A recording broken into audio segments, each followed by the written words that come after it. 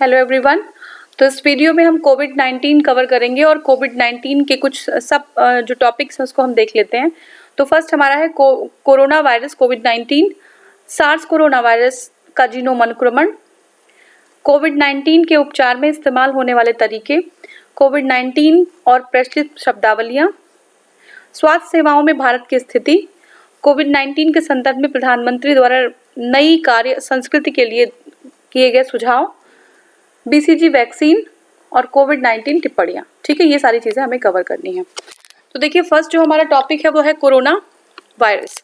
ठीक है, देखिए कोरोना वायरस चीन से जो है उपजा हुआ है और इससे सिर्फ एक कंट्री नहीं बल्कि आप देखेंगे तो लगभग सारी ही कंट्री, सारे देश जो है इससे परेशान हैं।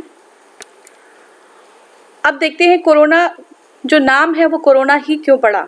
ठीक है, तो देखिए इसकी संरचना जो है सूर्य के कोरोना के भाग से होने के कारण, इसकी जो वायरस की संरचना है इसकी समानता बिल्कुल सूर्य के कोरोना के भाग से होने के कारण इसका नाम जो है कोरोना वायरस रखा गया।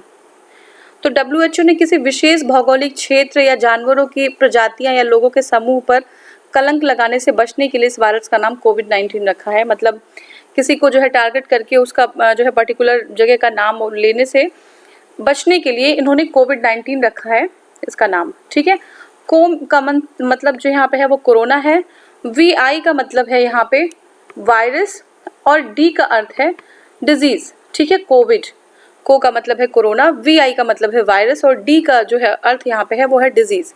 ठीक है, तो पहली बार जो है कोरोना वायरस जो है के 31 दिसंबर 2009 को चिन्हित होने के कारण कोविड-19, ठीक है ना, दिसंबर जो है 19 में हुआ था तो इसको कोविड-19 का नाम दिया गया है। ठीक है, इसकी प्रमुख विशेषताएं देख लेते हैं। देखिए कोरोना वायरस एक जूनोटिक वायरस है। कैसा है? जूनोटिक वायरस है। ठीक है, इसका अर्थ है यह वायरस जानवरों से मनुष्यों में और मनुष्यों से मनुष्यों में संचारित होता है। जूनोटिक में क्या होता है कि जो ऐसे डिजीज, जो ऐसे वायरस होते हैं वो जो है जानवरों से एनिमल्स टू ह्यूमन और फिर ह्यूमन टू ह्यूमन जो है ट्रांसफर होता रहता है। कोरोना वायरस एक विशिष्ट वायरस परिवार से संबंधित है। इस वायरस परिवार में कुछ अन्य जो है सामान्य रोग जैसे सर्दी, जुकाम, कुछ गंभीर रोग जैसे श्वसन और आंत के रोग इसके कारण बनते हैं। तो इस फैमिली से जो भी वायरस है ये सारे डिजीज वो कॉज करते हैं, ये सारे सिम्टम्स होते हैं सर्दी जुकाम के या फिर श्वास या आंत के रोगों का जो है ये जो है फैक्टर बन जाते हैं। देखिए कोरोना वायरस मनुष्य के अलावा सुअर, मवेशी, बिल्ली, कुत्ते, ऊंट, हाथी जैसे स्तनधारियों को भी प्रभावित करते हैं। ठीक है, अब कोरोना वायरस के 4 सामान्य प्रकार कौन कौन से हैं। पहला तो है 229 अल्फा कोरोना वायरस। पहला क्या है? 229 अल्फा कोरोना वायरस। फिर आपका B है NL62 alpha corona virus. C आपका है OC43 बीटा कोरोना वायरस और D आपका है HKU1 बीटा कोरोना वायरस। इसके अतिरिक्त 2 अन्य विशिष्ट कोरोना वायरस हैं। तो ये 4 के अलावा भी 2 और हैं। कौन से हैं? Corona virus middle east respiratory syndrome, या इसको middle east respiratory syndrome MERS-CoV। दूसरा आपका है corona virus severe acute respiratory syndrome, corona virus severe acute respiratory syndrome SARS-CoV कोवी। ठीक है, तो ये जो है आपका 2 अन्य है। तो एक बार इसको आप 2 बार 3 बार इसको रिवीजन करके देख लीजिएगा। सार्स कोरोना वायरस जो है ये पहली बार 2002 में चीन के ग्वांगडोंग प्रांत में, ठीक है, सार्स जो कोरोना वायरस है ये पहली बार 2002 में चीन के ग्वांगडोंग प्रांत में मानव में संक्रमण जो है इसका पाया गया था। ठीक है, नेक्स्ट हमारा है पहली बार जो आपका मर्स कोरोना वायरस है MERS। ठीक है, पहली बार जो है MERS corona virus MERS corona virus का संक्रमण 2012 में सऊदी में पाया गया है ना, सऊदी अरब में पाया गया जो मर्स कोरोना वायरस है। मानव में मर्स कोरोना वायरस का वाहक ऊंटों को माना जाता है। ठीक है, तो यहाँ पे जो है मानव में ऊंटों के द्वारा मर्स कोरोना वायरस फैलता है और पहली बार कहाँ पे? 2012 में सऊदी अरब में पाया गया। देखिए कोरोना वायरस के लिए अभी तक कोई टीका उपलब्ध नहीं है। आप सभी लोगों को पता है कि कोई एक ऐसे वैलिड जो है अगर वैक्सीन कहा जाए तो अभी तक जो है इसकी उपलब्धि नहीं हुई है। देखते हैं चीन विभिन्न वैश्विक रोगों का अधिकेंद्र क्यों, सेंटर, एपिसेंटर क्यों बना है चीन, बहुत सारे डिजीजेस वहाँ से क्यों आ रहे हैं।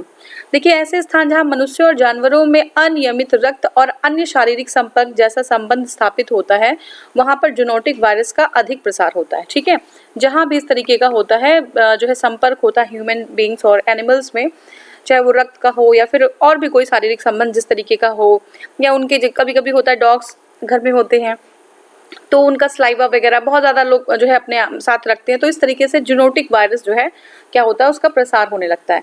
चीन के बाज़ारों में कई जानवरों का मांस बिकने के कारण ये बाज़ार मानव में जो वायरस की प्रक्रिया को जो क्या है बढ़ा देते हैं। तो बहुत जो है तरीके के जो है मांस बिकते हैं मार्केट्स में, तो वो सब ये सब चीज़ें जो है एक तरीके से जो मांसाहार है वो कहीं ना कहीं बहुत ही ज़्यादा जो है दायरे में आ गया है कि किसी भी तरीके की डिजीज़ अगर होती है तो वो बहुत इजीली जो है ह्यूमन बीइंग तक पहुंच जाती है।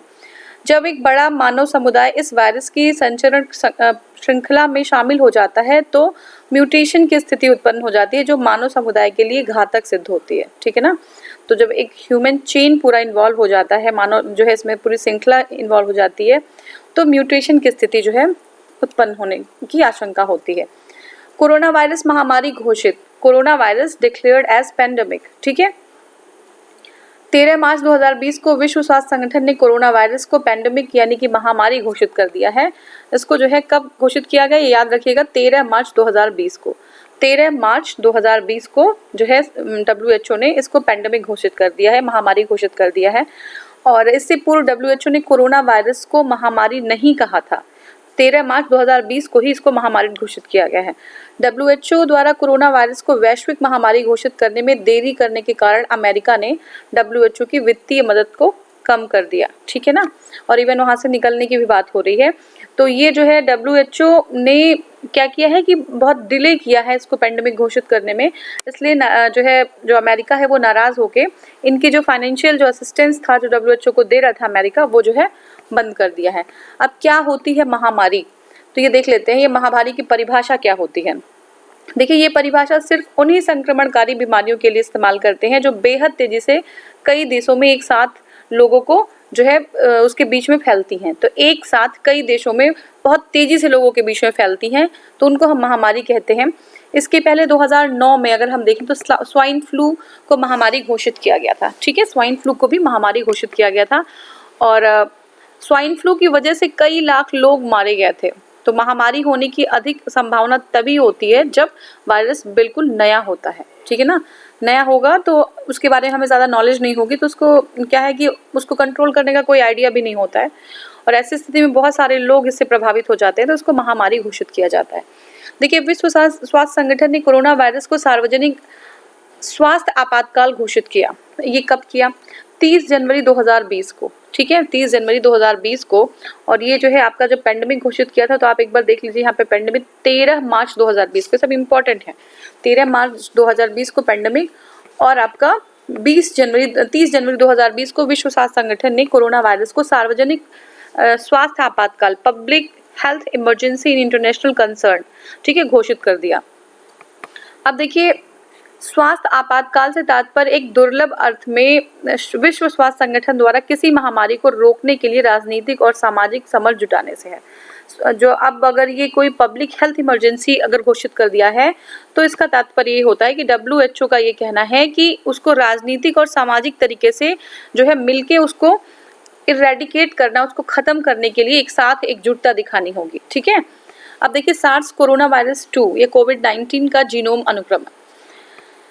तो देखिए हाल में ही भारत के पुणे में स्थित राष्ट्रीय विषाणु विज्ञान नेशनल इंस्टीट्यूट ऑफ वायरोलॉजी ने global initiative on sharing all the influenza data के साथ साथ SARS-CoV-2 को 2 संपूर्ण जीनोम अनुक्रमण डाटा जीनोम सीक्वेंस डाटा को साझा किया, ठीक है। क्या है ये? देखिए ये जो डाटा है इसको सीक्वेंसिंग जब कर लेते हैं, जीन की सीक्वेंसिंग करने के बाद बहुत सारी चीज़ें हमें समझ में आ जाती हैं कि ये कैसे इसका काम करता है, ये जो है इसको हम किस विधि से इसको ख़त्म कर सकते हैं। तो जीन सीक्वेंसिंग बहुत ही इंपॉर्टेंट एक डाटा होता है जो उसकी हर जो भी वो कर सकता है, जो भी वो कॉज कर सकता है, उसके बारे में हमें एक नॉलेज मिल जाती है।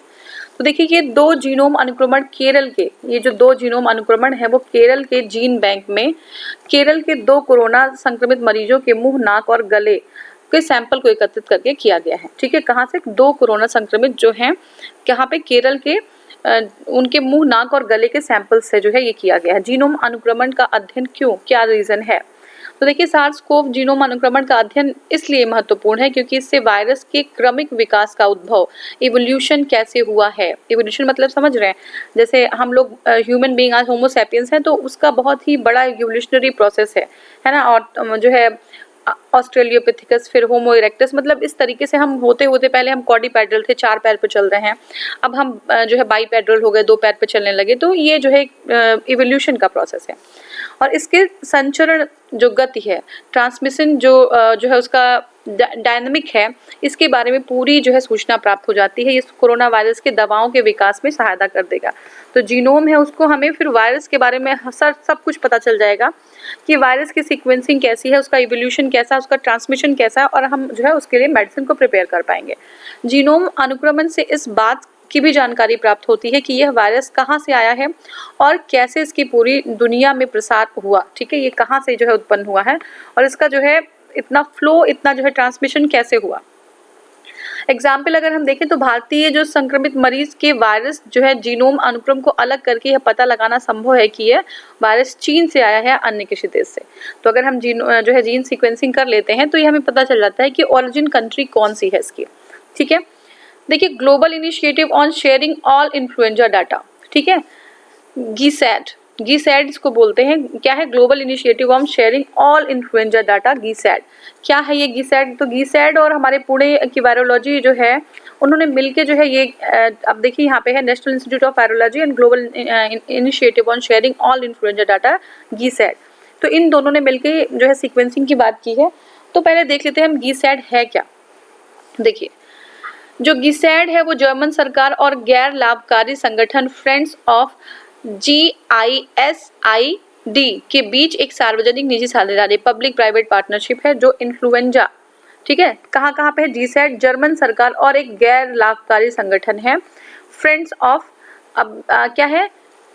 जीसैड, ठीक है। तो इसके बीच में एक पब्लिक प्राइवेट पार्टनरशिप है। इसमें क्या होता है कि ये इन्फ्लुएंजा वायरस और महामारी संबंधी डाटा के आनुवांशिक अनुक्रमण डाटा को सार्वजनिक जो है पहुंच प्रदान करती है। तो कोई भी इन्फ्लुएंजा का, कोई भी जो है इन्फ्लुएंजा वायरस का हो डाटा या महामारी संबंधी कोई डाटा हो, तो इसके जो है सीक्वेंसिंग, आनुवांशिक अनुक्रम मतलब होता है जीन सीक्वेंसिंग, उसको जो है सार्वजनिक पहुंच प्रदान करती है। इसकी स्थापना 2008 में हुई थी और 2010 में जर्मन इसका नाम गीसैड आधिकारिक तौर पर ऑफिशियल होस्ट जो है हो चुका है। ठीक है, तो ये जो है हमारा है। इसका जो है अगर मुख्यालय देखें तो ये जर्मनी म्यूनिक में है। ठीक है, म्यूनिक में है, जर्मनी में। ठीक है, अब देखिए कोविड-19 के उपचार में इस्तेमाल होने वाले तरीके कौन कौन से हैं। तो फर्स्ट हमारा है रैपिड टेस्ट। ठीक है, रैपिड टेस्ट क्या है? जब आप किसी वायरस या किसी पैथोजन से संक्रमित होते हैं तो शरीर उससे लड़ने के लिए एंटीबॉडीज बनाता है ना शरीर। जब अभी हमें कोई भी इवन फीवर ही होता है तो हमारी बॉडी एंटीबॉडी बनाती है। रैपिड एंटीबॉडी टेस्ट के जरिए इन्हीं एंटीबॉडी का पता लगाया जाता है और खून में मौजूद एंटीबॉडी से ही पता लगता है कि किस शख्स में कोरोना या किसी अन्य वायरस का संक्रमण है या नहीं। ठीक है, किसी इंडिविजुअल में ये है कि नहीं। अगर एंटीबॉडी बनी है तो इसका मतलब है कि जो है कहीं कोई जो है वायरस का अटैक हुआ है, तभी बॉडी में एंटीबॉडी बन रही है। ठीक है, जांच ये कैसे होती है देखते हैं। देखिए Indian council of medical research के मुताबिक खांसी, जुकाम आदि के लक्षण दिखने पर पहले 14 दिनों के लिए क्वारंटाइन किया जाता है और उसके बाद उस व्यक्ति के खून के नमूने लेकर एंटीबॉडी टेस्ट या सीरोलॉजिकल टेस्ट करते हैं, जिसका परिमाण आधे घंटे के अंदर आ जाता है। ठीक है, अब देखिए इसको मैं थोड़ा सा जूम कर लेती हूँ। जांच में क्या पता करते हैं, आखिर में वो जांच जो होता है उसमें क्या चीज़ पता करते हैं। तो देखिए जांच में हम देखते हैं कि जो हमारा इसमें देखते हैं कि जो संदिग्ध मरीज है उसके खून में कोरोना वायरस के लड़ने के लिए एंटीबॉडी काम कर रही है या नहीं। वायरस से होने वाले संक्रमण पूरी तरीके से खत्म हो जाने के बाद भी ये एंटीबॉडी शरीर में कुछ समय तक मौजूद रहते हैं। इससे डॉक्टरों को यह पहचानने में मदद मिलती है कि मरीज पहले से संक्रमित था या नहीं।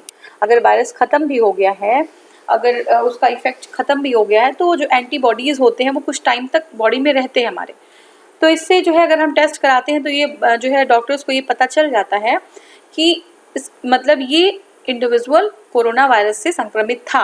ठीक है, पॉजिटिव मिलने पर क्या होगा? अगर कोई व्यक्ति एंटीबॉडी टेस्ट में पॉजिटिव आता है तो डॉक्टर परीक्षण के बाद उसका इलाज अस्पताल में जो है होगा या फिर प्रोटोकॉल के तहत उसे आइसोलेशन में रखा जाएगा। ठीक है, जो प्रोटोकॉल है उसको फॉलो करके उसको आइसोलेशन में रख देंगे। इसके बाद सरकार उसके संपर्क में आए लोगों की तलाश करेगी और अगर टेस्ट नेगेटिव आता है तो व्यक्ति को होम क्वारंटीन किया जाएगा और फिर जो है आपका है PCR टेस्ट किया जाएगा। ठीक है ना। अब देखिए प्लाज्मा थेरेपी क्या है। ठीक है, प्लाज्मा थेरेपी हम बहुत बार सुनते हैं कि जो लोग इन्फेक्टेड हैं उनकी प्लाज्मा से जो है हम लोगों को और जो है क्योर कर सकते हैं। तो क्या है प्लाज्मा थेरेपी। तो देखिए प्रेजेंट टाइम में दुनिया भर में कोरोना वायरस के केसेस में होने वाली मौतों का सिलसिला जो है अभी थम नहीं रहा है, ये चीज़ बढ़ती जा रही है और जो वैज्ञानिक हैं इसका काट ढूंढने में लगे हुए हैं। लेकिन जब तक वो टीके का खोज नहीं कर पाते तब तक ऐसी दवाओं को इस्तेमाल में लाया जा रहा है जो अमुक मरीज को जिंदा रख सके। ठीक है ना, जो भी कोई इंडिविजुअल है, जो मरीज है, उसको जो है लाइफ देने के लिए कुछ ऐसी जो है दवाओं का यूज़ किया जा रहा है ताकि वो जिंदा रह सके और उसकी प्रतिरक्षा तंत्र खुद कोरोना वायरस को ख़त्म कर सके, है ना, उसकी इम्यूनिटी जो है वो कोरोना वायरस को ख़त्म कर सके। तो दिल्ली के कोविड-19 में 4 रोगियों पर किए प्लाज्मा थेरेपी की शुरुआती रिजल्ट उम्मीद जगाने वाली है। ठीक है, दिल्ली में पहली बार जो है प्लाज्मा थेरेपी की गई और उससे कुछ पॉजिटिव आउटकम आए। ठीक है, तो पहले देखते हैं प्लाज्मा थेरेपी से पहले प्लाज्मा क्या होता है। तो देखिए प्लाज्मा जो है खून में मौजूद पीले रंग का तरल पदार्थ होता है।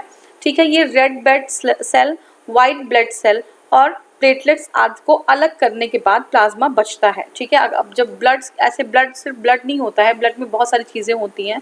आप कभी भी अगर कुछ भी मान लीजिए कभी फिंगर कट जा रहा हो तो आप देखिए बहुत चिपचिपा होता है ब्लड, वो स्टिक करने लगता है कुछ देर बाद हाथ से। ठीक है, तो वो जो ब्लड होता है उसमें red blood cell, white blood cell और प्लेटलेट्स, ये सारी चीज़ें हम अलग कर देते हैं। तो फिर जो बचता है वो प्लाज्मा बचता है जो येलो कलर का होता है। ठीक है, प्लाज्मा की खासियत क्या होती है। प्लाज्मा जो वायरस है, प्लाज्मा वायरसों के खिलाफ एंटीबॉडी बनाता है। यही जो एंटीबॉडी बनने का काम होता है वो प्लाज्मा करता है, जो वायरस से लड़कर उसे खत्म कर देता है। देखिए प्लाज्मा थेरेपी की ज़रूरत क्यों पड़ती है। देखिए होता क्या है कि कोरोना के संक्रमण के बाद मरीज के जो शरीर में प्लाज्मा के जरिए एंटीबॉडी बनने की ताकत जो है सीमित हो जाती है, तो कंट्रोल हो जाती है या फिर जो है वो ख़त्म हो जाती है। इसलिए थेरेपी की ज़रूरत पड़ती है। ठीक है, इसलिए थेरेपी की नीड होती है। और कोरोना मरीजों में प्लाज्मा थेरेपी क्या है ये। देखिए प्लाज्मा थेरेपी तकनीक के तहत कोविड-19 से ठीक हो चुके मरीजों के खून से, उनके ब्लड से एंटीबॉडीज़ को लेकर उनका इस्तेमाल गंभीर रूप से संक्रमित मरीजों के इलाज में किया जाता है। किसी मरीज के ठीक होने के बाद भी एंटीबॉडी प्लाज्मा के साथ शरीर में रहता है।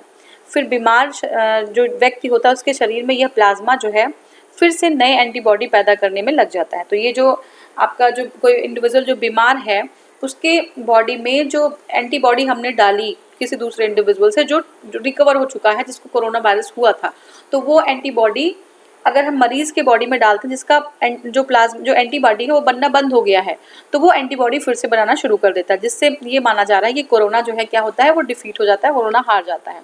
तो तमिलनाडु, महाराष्ट्र, दिल्ली, पंजाब, गुजरात में इस प्रकार के जो है काम चल रहा है, जबकि कई दूसरे राज्यों में भी जो आपका ICMR के जो है इजाज़त से अभी इंतज़ार में है कि ICMR जो है उसको परमिशन दे दे और जो है प्लाज्मा थेरेपी वहाँ पे भी हो सके। तो प्लाज्मा थेरेपी जो है पहली बार कब हुई देख लेते हैं। यह कोई नया इलाज नहीं है, ये 130 साल पहले यानी कि 1890s में जर्मनी के फिजियोलॉजिस्ट एमिल वॉन बेहिंग, क्या नाम है, जर्मनी के फिजियोलॉजिस्ट है एमिल वॉन बेहिंग ने खोजा था और इसके लिए उन्होंने नोबेल पुरस्कार भी मिला था। यह मेडिसिन के क्षेत्र में पहला नोबेल था, तो ये बहुत इंपॉर्टेंट है, ये मेडिसिन के क्षेत्र में पहला नोबेल था हमारा प्लाज्मा थेरेपी के केस में। और अभी जो कोविड का इशू चल रहा है तो उसमें जो है क्वेश्चन आ सकता है, तो ये ध्यान रखिएगा। तो एमिल वॉन बेहिंग ने, जर्मनी के फिजियोलॉजिस्ट थे, उन्होंने किया। ठीक है, और इसको नेक्स्ट वाली वीडियो में हम कवर करेंगे। तो आज ये वीडियो यहीं पे मैं ख़त्म कर रही हूँ। अगर आपको पसंद आ रहा है तो आप इसको जो है चैनल को सब्सक्राइब करिए, शेयर करिए, वीडियो को लाइक करिए। Thank you so much for watching. Thank you.